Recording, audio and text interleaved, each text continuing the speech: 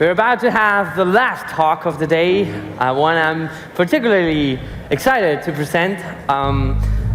He's a very good friend. He was here 2 years ago. I had the great opportunity of introducing him to the audience. Woo! There we go, they cut me. And I have, again, the opportunity to present someone that I think, for anyone in the startup community, is one of the masters. One person that is all over the globe, working with startups, helping startups, and pushing ecosystems all across the world. So we're going to talk about, he's going to give a talk that's called Introducing the Unihedge, which you've probably never heard, which is fantastic, because it took me a while to understand what he was going to talk about. He used to be at PayPal. He's worked at many different companies, started at PayPal, ended up managing Founders Fund. Among his investments, we can talk about companies that most of you probably know, things like Twilio, MakerBot, Biki, Mint, or SlideShare. So you've probably used at least one of those on your day-to-day lives. And right now, he's founding partner at 500 Startups, which has a fund. They have $250 million under management. So please give a fantastic, huge roar to Dave McClure.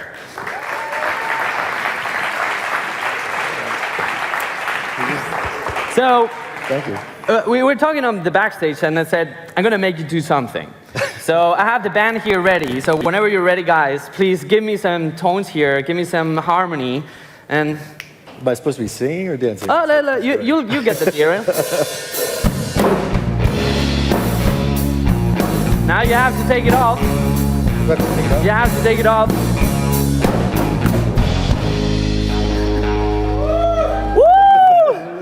Okay, I thought that was a... Oh, come on. I'll take off the jacket. How about Thank you, Dave. But that's about it. Oop. And I'll take off my mic as well. Ooh. How you folks all doing? Great. I'll try not to blow anything up here. I'm going to talk a little bit about corporations and unicorns. Unicorns seem to be everybody's favorite topic these days. You all know what a unicorn is, right? It's a billion-dollar company. Sometimes it's people who think they have billion-dollar companies. Anyway, I wrote a blog post that was talking about why corporations are buying startups, particularly buying big unicorn startups, and we'll dive right into that. Let's see. Hello? Check. Slides. If we have some technology, perhaps. If not, can someone advance the slides for me? And meanwhile, do that striptease again. Yep, hello. Okay, maybe not. There we go.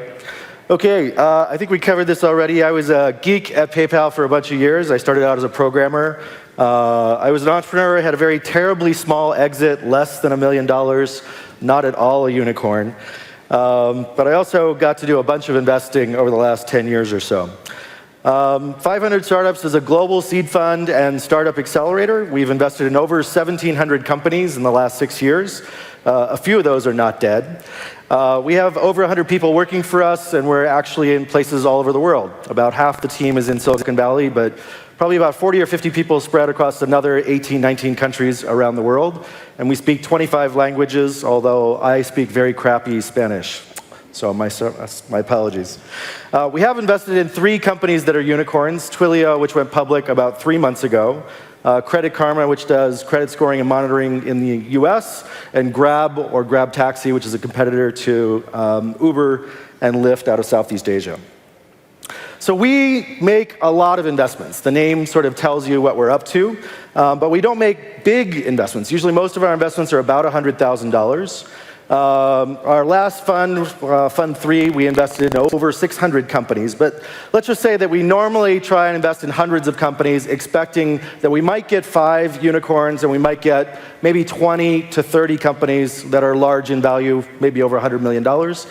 But for the most part, most of our startups fail. That's an unfortunate reality of the startup business. But we take that into account when we're thinking about how we're going to invest. So usually we'll make a large number of investments. We'll expect 80% of them to not really return very much value. In some cases, they won't return any value at all. We'll expect maybe 20% of them, maybe 25% of them to get to a Series A investment, and then subsequently we might see some money made out of that. But it takes a while. Those unicorn investments probably will take 5 to 10 years to mature. I made the first investment when I was still in Founders Fund, first investment in Twilio 8 years ago until they IPO'd. So what's different about investing in startups today is it's a lot cheaper, particularly than 20 years ago. 20 years ago, you would raise $5 to $10 million if you could. You'd probably spend a year or two building the product, probably a packaged software product. You'd pay millions of dollars for the software. You'd pay millions of dollars for hardware. You might have to pay a lot in hosting. You'd have to raise from a relatively small number of people that are either on, Silicon Valley, Sand Hill Road, maybe in Boston. And there weren't that many people online, so you were probably selling mostly to the corporate market. Now, there were still a lot of people who thought that that was great. People were very excited to build startups in Silicon Valley 20 years ago, but it took a lot more effort and a lot more dollars. If we contrast that to today, people build startups literally over a weekend sometimes. Now, usually it'll take weeks or months, but the cost of building those companies is much lower, at least in the first few years. It's probably just the cost of staying in your mom's basement for maybe 3 to 6 months, or whatever it costs to feed your programmers ramen noodles for a few months. But you have all these other services you can build on top of. You have Google, you have Facebook, you have Amazon, you have all kinds of services that are set up for storage, for e-commerce and payments, for mail. It's really quite amazing that you can build all this stuff on top of these infrastructure pieces that didn't used to exist 20 years ago. You can also do that to more people around the world than ever, and you can raise money from more people all over the world. About half the people in the world are online in some form or fashion, and we're getting probably the other half online over the next 5 to 10 years. So in general, we're a lot smarter about building startups than we used to be, but we still fail a lot. The other thing that's changed is we can touch customers and touch users all over the world in many different ways than we ever did before. I'm sure you're familiar with a lot of these platforms, but the ones on the right in particular, picture and messaging and video platforms, probably most of those didn't exist more than 5 years ago, and yet many of them have hundreds of millions of users. Some of them have billions of users. So our ability to tell people about our products and services, to listen to them, to watch them, to hear what's going on, is better than ever before, and definitely the NSA knows that quite well. So now that we kind of think about investing a lot more efficiently, we can do lots of small bets to see if people can build products, get initial sets of customers. We can do larger bets once we think they actually are starting to work and as they're growing that business. And then hopefully we can really make large investments when we think we're going to make some money out of that. But we do that probably in stages that are a lot more straightforward than we used to before.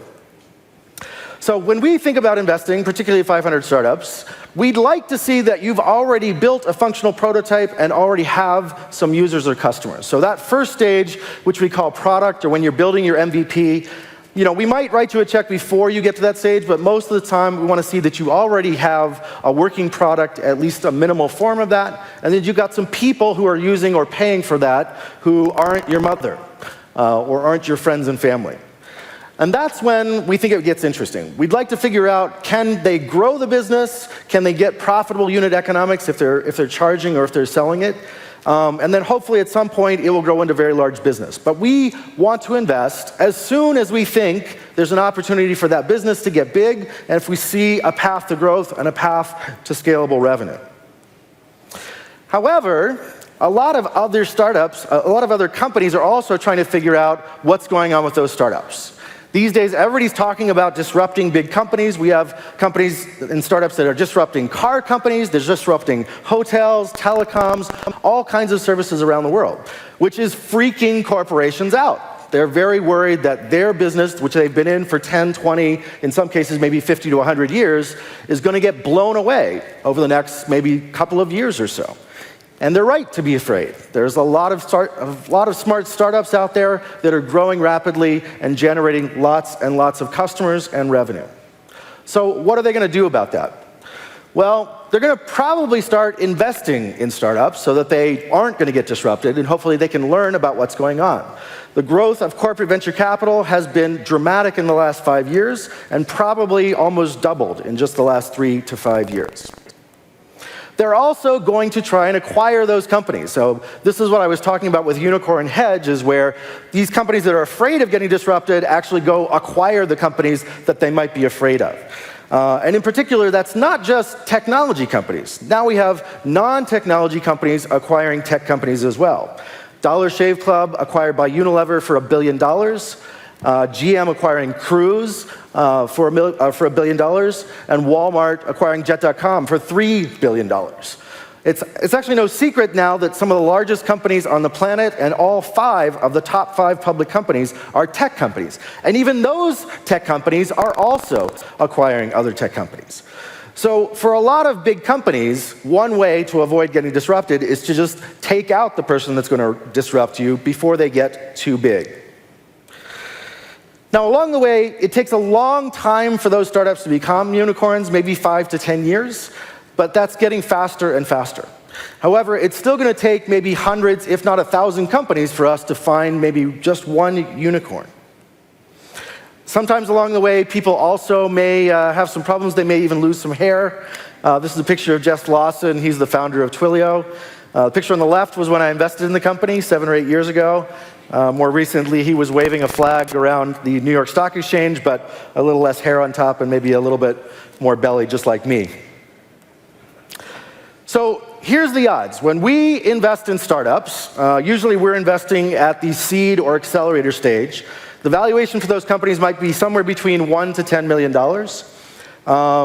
In the first 4 years, in our first 2 funds, we invested in about 600 companies, and about 25% of those got to a Series A round.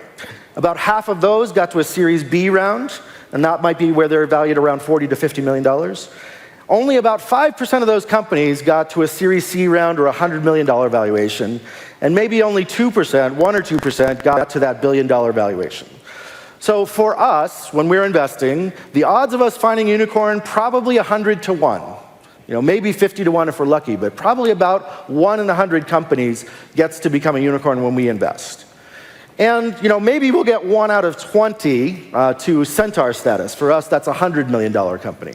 Now, I'm calling those out not because they're magical creatures, but just because those are interesting numbers for us where we can make some money on the investments. There's still going to be lots of great startups that are smaller. They may provide jobs. They may provide economic returns. And for the founders, even if they fail, they may learn something about how to do their next startup. But the odds are humbling to understand. Now, while these startups are disrupting corporations, there's another way that startups and corporations can actually work together. How many of you in the audience think that you could be a billion-dollar unicorn startup? Okay, guess what? You're all full of shit. You're not. Well, some of you might be. But I want to talk to you about the chance to just become a millionaire or maybe a 10 millionaire, and that's a lot more likely.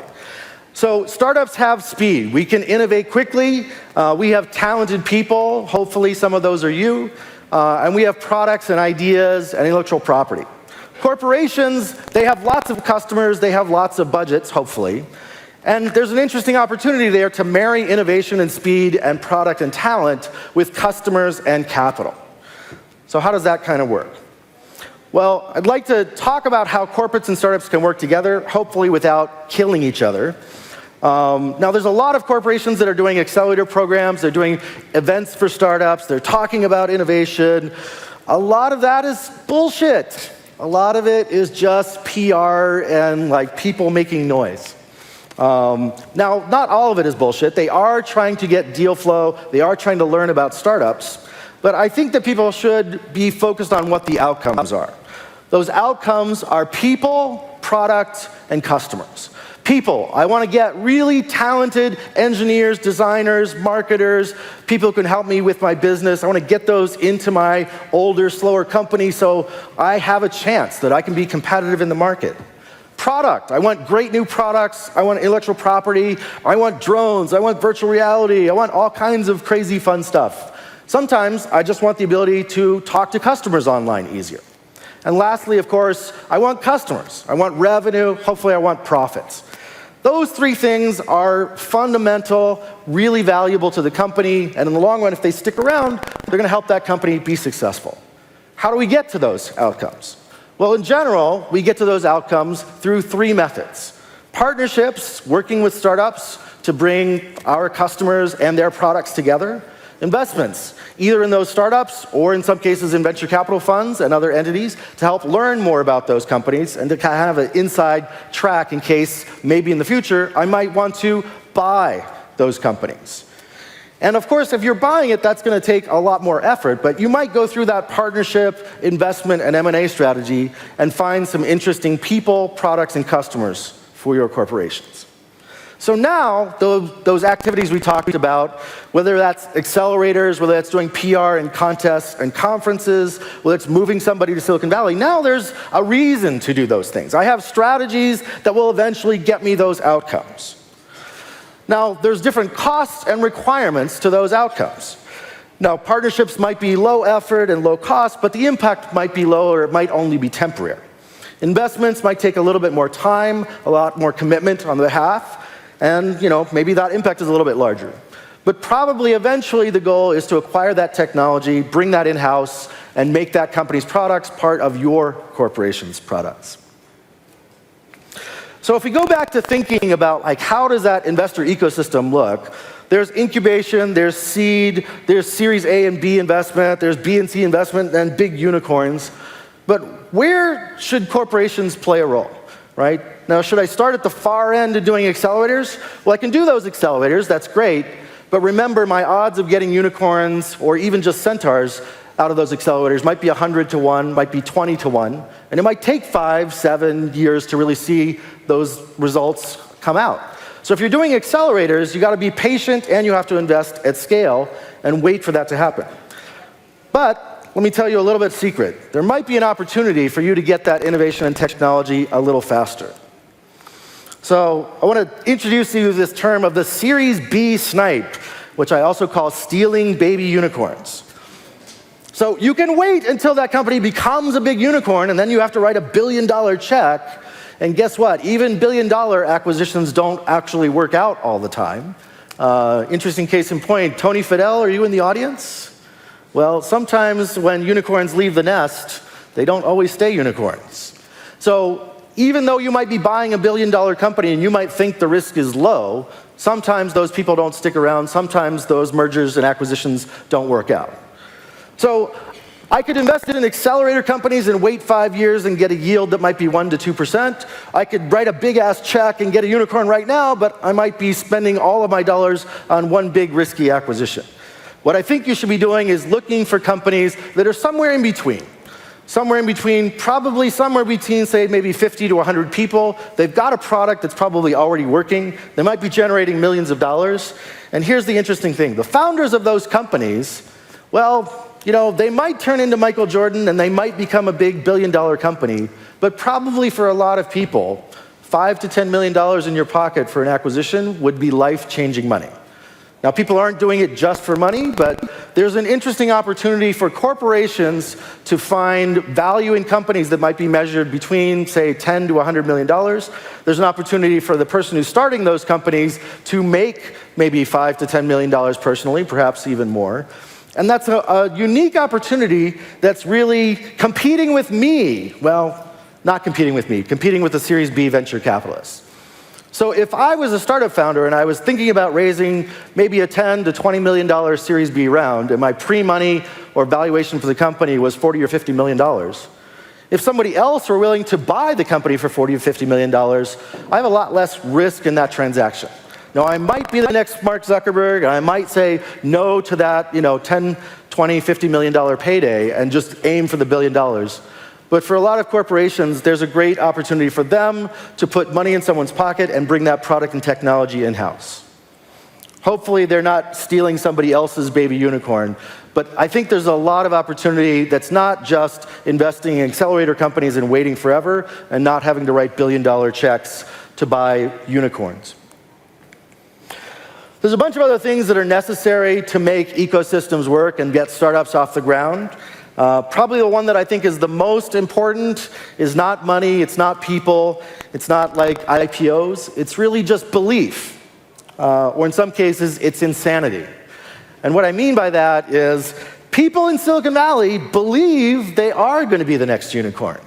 They believe that they can become the next Steve Jobs. And they will take incredible and crazy risks. My friend Reid Hoffman is fond of saying that entrepreneurs are people who jump off cliffs and build the plane on the way down. You know what happens to most people who jump off cliffs? They hit the ground and they die. But, if you had 100 people jumping off the cliff all together, maybe one of those people is Elon Musk, and maybe they do build the plane on the way down, and then if you're smart, you jump into his plane. But, what's amazing about Silicon Valley is it's not just one or two people being crazy, it's a lot of people being crazy together.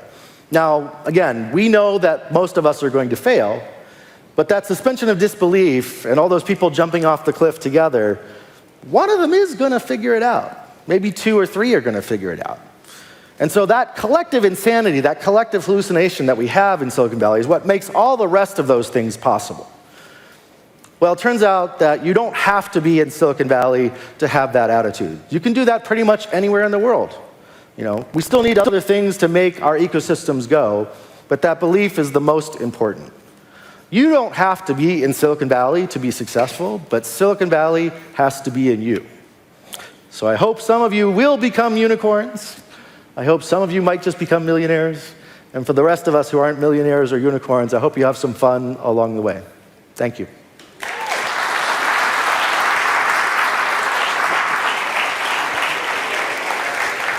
Always a pleasure having you, Dave. Thank you. Dave McClure, thank you very much. It's always fun having you. Thank you for sharing that with us. Big applause for Dave McClure.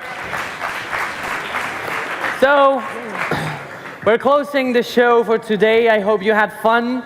I want to elicit a big applause for a fantastic band, Les Grooves.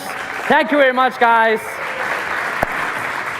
And we see each other. I won't be in this stage anymore, though. I'll be around. You'll see my hat. But we will reconvene at this stage, 8:30. We have mindfulness tomorrow morning. And then 9:30, a talk from one of the guys involved with Atari, I believe.